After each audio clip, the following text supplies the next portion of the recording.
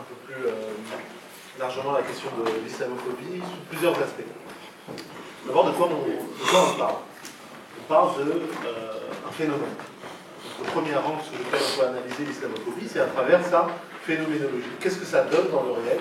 Quel effet ça produit dans le réel? Ça donne des discours de haine, des insultes, des menaces, ça donne des cas de discrimination, donc des gens qui vont être exclus de l'accès à un service, à un travail, à l'éducation, à des soins, mais ça donne aussi des cas d'agression, des agressions sur des individus, ou bien des agressions, des dégradations sur des lieux de culte, des cimetières, des centres communautaires, des commerces.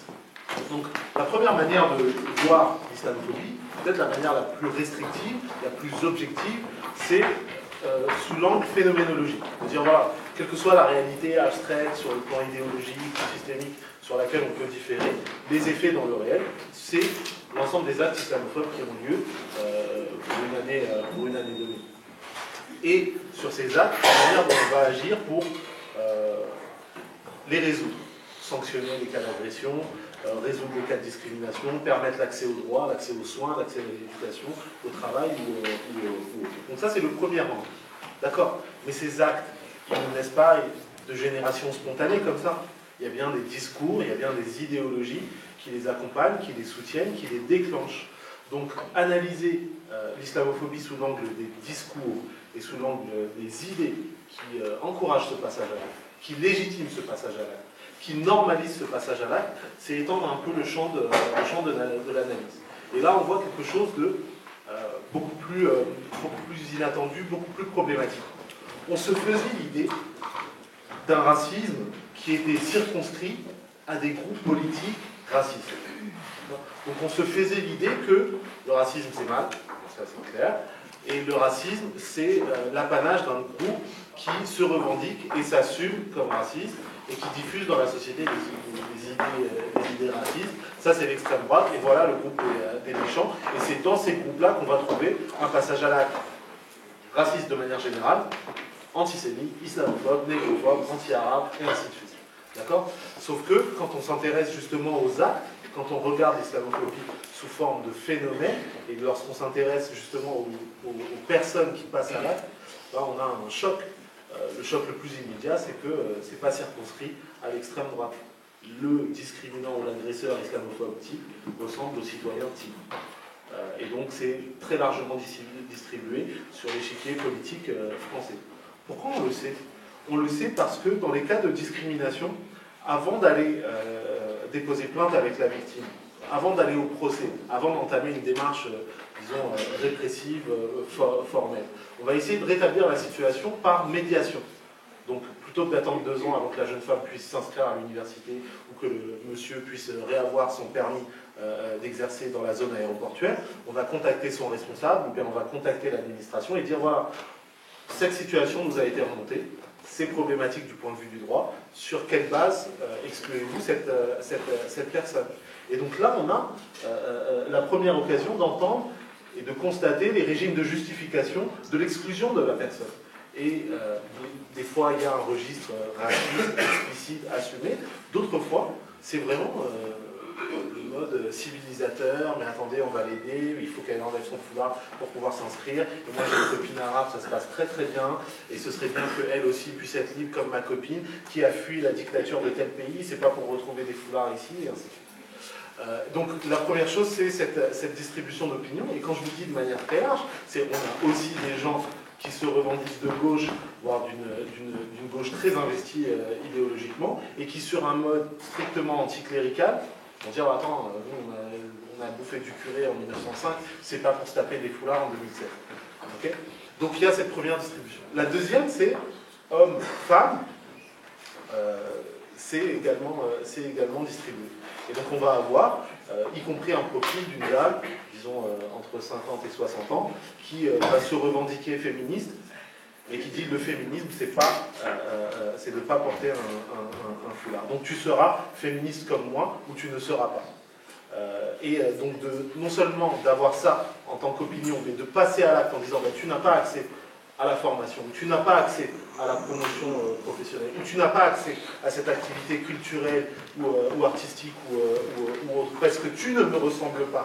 Et sur cette base-là, je considère que tu n'es pas une femme émancipée, tu n'es pas une femme légitime pour participer à cette activité. Ça dit quelque chose que l'on ne peut constater que lorsqu'on s'intéresse au cas par cas. Et lorsqu'on va interroger justement ces justifications et ces idéologies. D'accord? Donc ça, c'est sur le type des profils et le type de justification. D'accord. Mais dans le temps et dans la manière dont réagit le pays à des polémiques et à des événements dans l'espace politique et médiatique, comment est-ce que les actes surviennent par la suite? Et on voit que sur une année donnée, les temps d'hyperactivité islamophobe, donc les temps de passage à l'acte surreprésentés, c'est des temps d'hyperactivité politique et médiatique avec les musulmans au centre. Donc la énième polémique islamophobe sur faut-il se pointer à l'école avec un double décimètre pour la longueur des jupes, ou est-ce qu'il faut aller à la plage avec des longues vues pour savoir si telle ou telle personne a un burkini ou plutôt une combinaison de natation et ainsi de suite. Ça, c'est des temps qui sont corrélés avec de l'hyperactivité islamophobe et on va la trouver distribuée sur le territoire.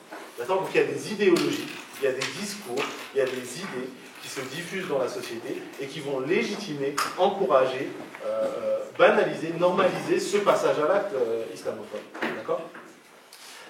Ok, mais une fois qu'on a dit ça, on a dit que l'islamophobie c'est une réalité phénoménologique, c'est aussi une réalité politique et idéologique, mais malheureusement ces cas-là, ils ne sont pas des cas aléatoires et isolés. Donc il y a une dimension systémique. Lorsque sur une année donnée, on voit que on a, par exemple pour 2015, une quarantaine de dossiers par rapport à des jupes longues et des enseignants, des directeurs d'école, des CPE qui vont à l'accueil de l'établissement, demander à telle jeune fille qui porte un pantalon large de se poser ici, demander à l'autre de circuler parce qu'on suppose de celle-ci qu'elle est musulmane et pas de l'autre. Là, en fait, on a quelque chose qui devient générique. Et ensuite, lorsqu'on interroge, comme je vous disais tout à l'heure, quand on va intervenir en médiation, on va demander sur quoi se base l'instituteur ou le professeur ou le CPE. D'accord. Et là, il va se passer quelque chose de très précis.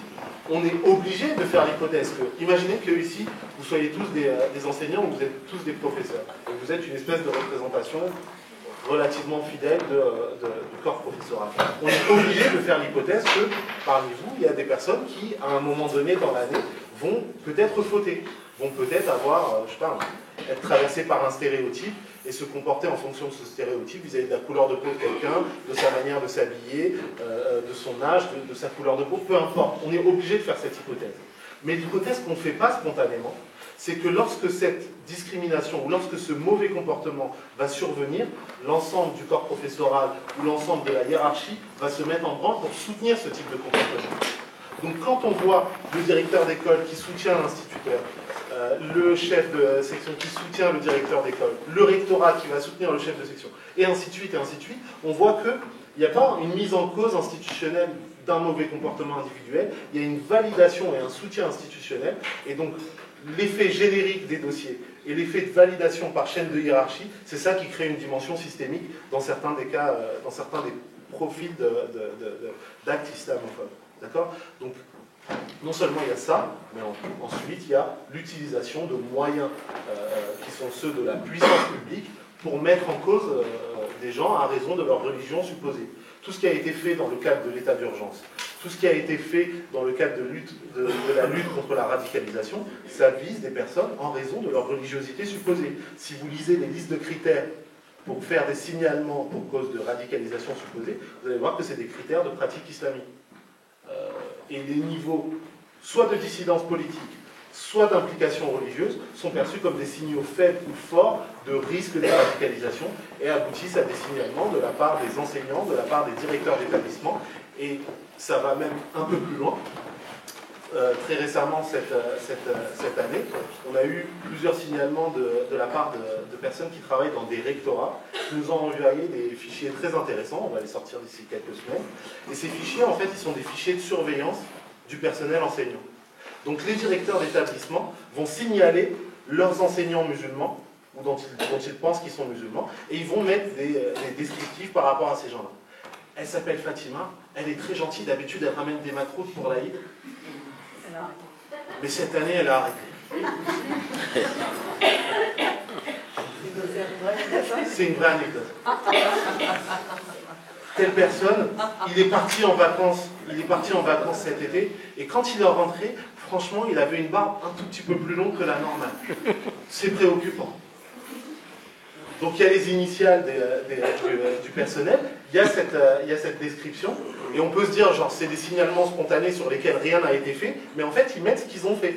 Donc on a alerté la préfecture, on a alerté SOS Radicalisation, on a alerté le rectorat, voilà quelle a été leur réponse. Donc il y a eu une espèce de travail de fichage des enseignants, et une validation, c'était le gars à la préfecture qui a vu que c'est fait. Ah, elle n'a pas ramené les macroutes, tu racontes un peu n'importe quoi, Jean-Paul.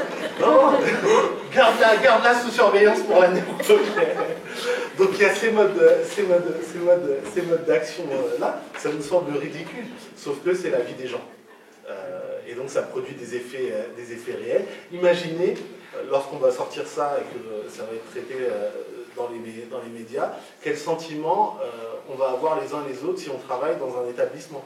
Ils sont en train de me surveiller, quoi. Cette semaine, comment est-ce que je vais tailler ma barbe et comment est-ce que je peux transformer en fait l'islamité supposée de cette barbe en swag pour qu'elle soit interprétée comme le signe que je suis un hipster. Est-ce que si je marie ça avec des chaussures de ville, là quelque part c'est l'espèce de cadre musulman infiltré, ou est-ce que si je mets des baskets à la mode, là pour le coup ce sera hipster et ça va cliquer, quoi. Est-ce qu'il faut que j'utilise des expressions cool et à la mode pour cacher mon islamité?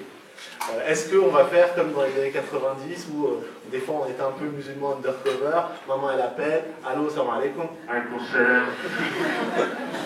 Non, je ne jeûne pas, je fais un régime, c'est bon pour la santé. Non, je ne bois pas d'alcool, j'ai vu que ce jus d'orange était bio et vraiment j'ai envie de favoriser le commerce local. Donc vous voyez qu'il y a une dimension systémique à certains de ces actes, et donc si en tant qu'association on s'occupe de gérer les cas comme si on était juste une hotline juridique, franchement, on va gérer les cas les uns après les autres. Au meilleur de notre capacité, on aura bien géré ces cas, mais c'est ce qu'on aura fait, gérer des cas. On n'aura pas lutté contre l'islamophobie. D'accord? Donc on est obligé d'introduire cette dimension systémique-là pour se dire, la première fois qu'un cas se présente, c'est un cas spécifique, la 10e fois, c'est un cas générique. Donc entre les deux, on doit avoir amélioré notre procédure, notre gestion des dossiers pour pouvoir les gérer de plus en plus efficacement, de plus en plus rapidement. Mais si on voit que de manière distribuée sur le territoire et de manière systémique, il y a un traitement des gens particuliers à l'inscription à l'université, dans l'accès aux soins, dans l'accès à l'éducation ou autre, ça veut dire qu'il va falloir mobiliser sur cet aspect pour faire en sorte de le gérer par mobilisation politique ou par prévention en amont, de sorte que d'une année à l'autre, on voit des blocs de discrimination disparaître comme fruit de l'action sur les années passées. Ça va être un mauvais exemple parce qu'il est un peu anxiogène, mais c'est un bon exemple du point de vue de la prévention. Vous avez suivi l'affaire cet été des 2 jeunes femmes qui ont été rejetées d'un restaurant parce qu'elles étaient musulmanes.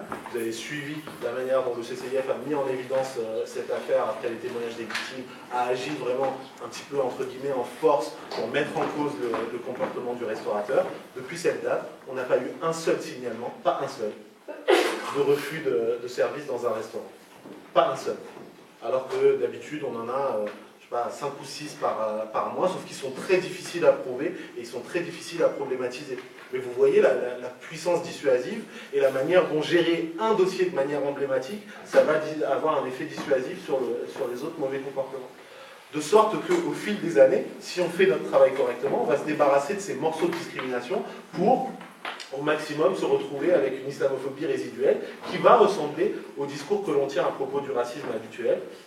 C'est-à-dire qu'il est très interpersonnel, il est difficile à prévenir, il va être jugulé, limité par des grandes campagnes sur les thématiques de diversité, de fraternité, et puis des sanctions très dissuasives dans certains dossiers. C'est ça une approche systémique. Et vous voyez qu'il y a un élément commun à chaque fois. C'est la volonté de construire un problème musulman, de problématiser les musulmans. Et ils ont un rôle particulier, ils jouent une fonction, si vous imaginez l'échiquier sociopolitique dans notre pays comme une espèce de jeu, au sens de la théorie des jeux en économie, donc des intervenants et des groupes d'intervenants ayant des intérêts et des objectifs différents, et puis dans ce système, leurs incitations et leurs motivations personnelles vont aboutir au bout d'un moment à un équilibre plus ou moins optimal. Imaginez en fait la société française comme un jeu, comme ça, et voyez que le groupe, la catégorie entièrement construite, qu'on qualifie de les musulmans, remplissent une fonction particulière et remplissent